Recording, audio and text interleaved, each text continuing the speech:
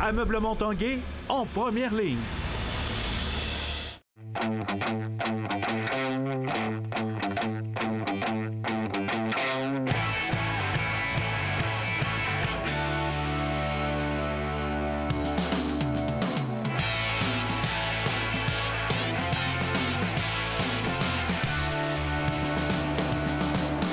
Salut, ici Jonathan Fournier et je vous souhaite la bienvenue à l'Esprit sportif. Aujourd'hui à l'émission, on vous parle du pilote automobile Michael Grenier. On a également des nouvelles de cette 55e Coupe Vanier qui sera présentée au Stade TELUS ce samedi. Mais tout d'abord, plusieurs choses dans le sport à Québec ce week-end. Les Remparts est en action, les clubs de basketball du Rouge-Or de l'Université Laval et également les Condors de l'École secondaire Saint-Jean-Eudes sont devenus champions du Bol d'Or en football juvénile Division 1. Voici votre week-end dans le sport. Après 3 défaites de suite à domicile, les Remparts de Québec partent sur la route pour 2 matchs en 2 soirs, samedi et dimanche. Samedi, les Remparts affrontaient le Drakkar au centre Henri-Léonard. C'est l'équipe de Québec qui ouvre le pointage en première période. Pierrick Dubé décoche un tir des poignets qui surprend le gardien du Drakkar à sa gauche. C'est 1-0, mais le Drakkar réplique avec 2 buts pour porter la marque à 2-1. Fin de première période, Félix-Olivier Chouinard crée l'égalité à 4 contre 4. Un premier but dans la LHJMQ pour le défenseur âgé de 18 ans. Deuxième période, on assiste à un 5 contre 3 pour les Remparts, mais c'est Bécomo qui en profite sur cette passe interceptée. C'est 3-2 après 40 minutes de jeu. La troisième période appartiendra totalement aux Drakkar. Ils inscrivent 6 buts consécutifs. Loïc Bégin des Remparts marque le dernier but du match sur un tir de punition, mais ça ne sera que pour le spectacle. Défaite de Québec 9-3. Le lendemain, les Remparts sont à Chicoutimi face aux Saguenayens au 3e rang du classement de la LHJMQ en début de partie. Les Saguenayens marquent 2 buts rapides en première période et un 3e en début de deuxième. L'équipe de Québec ne parvient pas à prendre le rythme. Les Remparts tentent de revenir dans le match. Félix Bibeau marque pour les siens. Mention d'aide à Andrew Coxhead, c'est 3-1. Les Saguenayens s'empressent de réduire l'espoir des Remparts avec 2 autres buts en deuxième. Cela porte la marque à 5-1. De son côté, Félix Bibeau marque avant l'intermission son 2e de la partie. Troisième période, William Dufour des Saguenayens marque le 6e but pour Chicoutimi et l'équipe locale jouera bien défensivement pour les minutes restantes. Anthony Gagnon marque à un peu plus d'1 minute de la fin du temps réglementaire pour faire 6-3. C'est la marque finale. Les hommes de Patrick Roy signent une 5e défaite d'affilée et seront de retour au Centre Vidéotron vendredi soir face aux Cataractes de Shawinigan. Devant une impressionnante foule de 1350 spectateurs, les 2 équipes de basketball du Rouge-Or de l'Université Laval lançaient leur saison à domicile samedi. Les 2 équipes ont connu des soirées bien différentes. Les filles du Rouge-Or ont réussi à combler un important retard en deuxième demi pour l'emporter 70-65 face aux Stingers de Concordia. Étudiante athlète de 4e année, Maude Archambault termine le match avec une récolte de 26 points. Elle a notamment réussi 5 de ses 6 tirs de la ligne de 3 points. Auteur de 8 points, Caléane Caron-Boudreau a récupéré 17 rebonds, un sommet chez les 2 équipes. Du côté masculin, le Rouge-Or a vécu la situation contraire face aux Gators, laissant filer une avance en deuxième demi pour s'avouer vaincu 65-60 lors du 2e match du programme double. Pour le nouvel entraîneur-chef de l'équipe masculine, Nathan Grant, ce n'était évidemment pas le résultat escompté pour un premier match devant ses nouveaux partisans. À son premier match à l'Université Laval, Steve Joseph a été le meilleur pointeur avec 23 points. Steve Joseph! Les prochains matchs à domicile pour le Rouge-Or basketball se joueront dimanche prochain, le 24 novembre, en après-midi au PEPS. Au tennis, Félix Auger-Aliassime a été contraint de déclarer forfait pour son premier match des finales de la Coupe Davis aujourd'hui en raison d'une blessure à la cheville. C'est finalement Vasek Pospisil qui prendra la place de son coéquipier. La blessure à la cheville de Auger-Aliassime est le même mal qui l'a privé de ses 2 dernières semaines d'activité. Le 21e joueur mondial s'était blessé lors d'un entraînement à Vienne il y a un mois et avait eu le feu vert pour reprendre l'entraînement seulement la semaine dernière. L'athlète de 19 ans pourrait être en mesure de jouer un peu plus tard dans ce tournoi. Course automobile, le jeune pilote québécois Raphaël Lessard a annoncé qu'il participera aux 23 épreuves de la saison 2020 en série NASCAR Grandeur Outdoor Truck. Il pilotera la camionnette Toyota Tundra numéro 4 préparée par l'équipe de pointe Kyle Busch Motorsport. Au cours de la saison 2019, Raphaël Lessard avait participé à 3 épreuves sur ce circuit pour de bons résultats. À 18 ans, Lessard devient le plus jeune pilote canadien inscrit à temps plein dans la prestigieuse série des camionnettes NASCAR. Au football juvénile Division 1, les Condors de Saint-Jean-Eudes ont complété leur saison parfaite en remportant le Bol d'Or 2019 par la marque de 47-27 contre les Dynamiques du collège Charles-Lemoine. Malgré le froid de Thetford Mines, les Condors terminent leur saison en gagnant le dernier match. Le porteur de ballon Mathieu Roy avait cumulé 1091 verges par la course cette saison et a une fois de plus démontré son talent. Le joueur du match a inscrit 4 des 6 touchés de son équipe et a totalisé 195 verges au sol. Les Condors mettent la main sur un premier Bol d'Or en Division 1.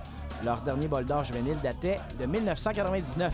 Un groupe de jeunes travaillants, passionnés, un esprit d'équipe incroyable. Des fois, on dit dans le sport que l'esprit d'équipe, c'est la chose la plus importante. Je crois que cette année, j'ai compris pourquoi on dit ça. Les jeunes se tenaient, il n'y avait pas personne de plus gros que l'équipe. Tout le monde travaillait dans le même sens, tout le monde travaillait ensemble. Donc, vraiment un groupe exceptionnel. Ça représente beaucoup pour moi parce que moi, justement, ça fait 3 ans que je suis dans le programme de Saint-Jean-Eudes. Je suis déménagé, pas déménagé, je suis rendu dans une famille d'accueil ici. Moi, quand je suis venu ici, c'était pour gagner. Puis, justement, ça fait quand même 2 championnats en 3 ans. Puis, en plus de ça, en gagnant cette victoire-là, justement, on continue la tradition que nos entraîneurs nous avaient laissée, puis les anciens joueurs aussi. Après la pause à l'esprit sportif, la 55e Coupe Vanier présentée à Québec.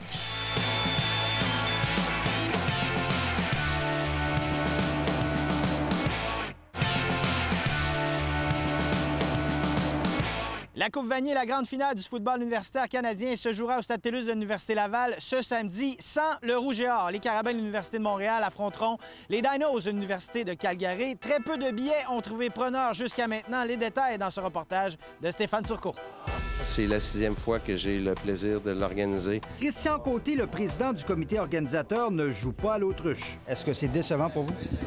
Oui, absolument. La météo, la télé ou l'absence du Rouge et Or sont peut-être des raisons, mais le fait demeure qu'il pourrait s'agir samedi de la plus petite foule des finales de la Coupe Vanier présentée à Québec. On va avoir, j'estime, aux alentours de 10 000 billets vendus, qui serait égal aux plus grandes foules qu'on avait sur les autres campus auparavant. Il y a des questions à se poser sur l'assistance. Est-ce qu'on devrait prendre une pause du produit? Si Québec présente pour une 6e fois la finale de la Coupe Vanier pour une 2e année consécutive, on ne connaît toujours pas la ville hôtesse pour l'édition de 2020.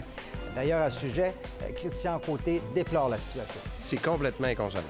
Je vais vous dire clairement mon opinion, c'est inconcevable. Je comprends les contraintes. C'est inconcevable de ne pas savoir un an avant l'événement. Dans une semaine, samedi prochain, on est à 1 an de la prochaine Coupe Vanier. C'est certain que l'échéance, c'est un peu courte, mais on sait qu'il y a des institutions qui sont déjà intéressées à recevoir.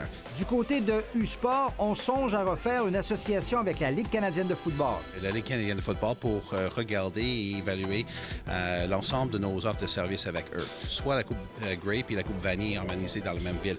On est en train d'avoir une grosse réflexion avec le commissaire de la LCF puis notre directeur général. Mais ne comptez pas sur Québec cette fois-ci pour être un plan B.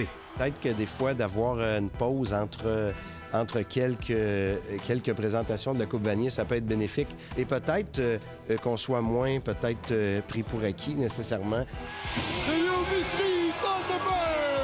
Samedi, la Coupe Vanier sera soulevée à Québec, mais en 2020, c'est toujours l'inconnu. Stéphane Turcot, TVA Sport, à Québec. Le pilote automobile originaire de Québec, Michael Grenier, vient de terminer une excellente saison en Europe au volant de sa Lamborghini de l'équipe Emil Frey Racing. Il revient à Québec avec le titre de vice-champion du circuit 2019. Now it goes to green and the final race is on for 2019. Let's go and crown a champion.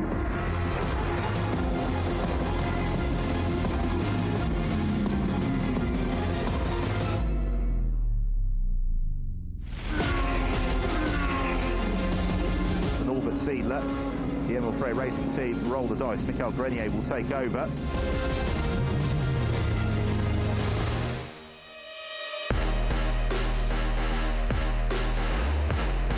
Comment ça se termine pour toi cette saison?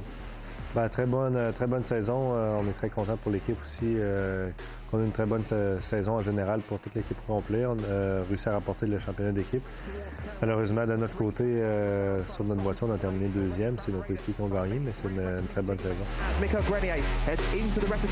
La saison s'est conclue il y a quelques semaines à Monza. Il y avait encore des chances de gagner le championnat, mais je pense qu'on voulait consolider peut-être plus la deuxième place. C'était assez particulier parce que les deux seules voitures qui pouvaient gagner le championnat, c'était la nôtre et ceux de nos coéquipiers.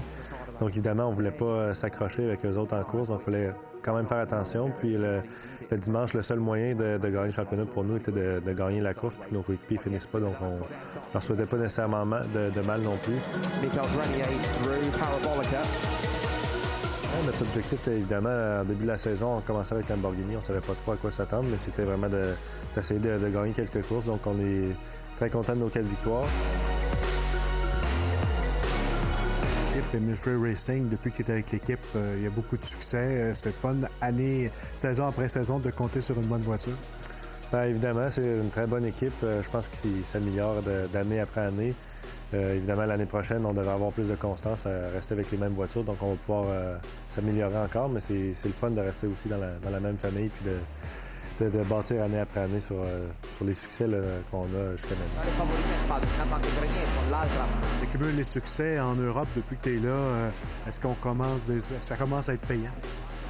Ça commence. Évidemment, j'aimerais avoir peut-être un contrat de quelques années, mais pour l'instant, je devrais rester avec la même équipe encore l'année prochaine. Donc, c'est l'important pour moi. Puis, c'est ce qui peut être difficile dans les séries juniors aussi, c'est qu'on change d'équipe année après année. Donc, c'est assez difficile de construire ce qu'on bâtit l'année d'avant, mais je devrais travailler avec le même monde l'année prochaine. Donc, il y a ça de très positif.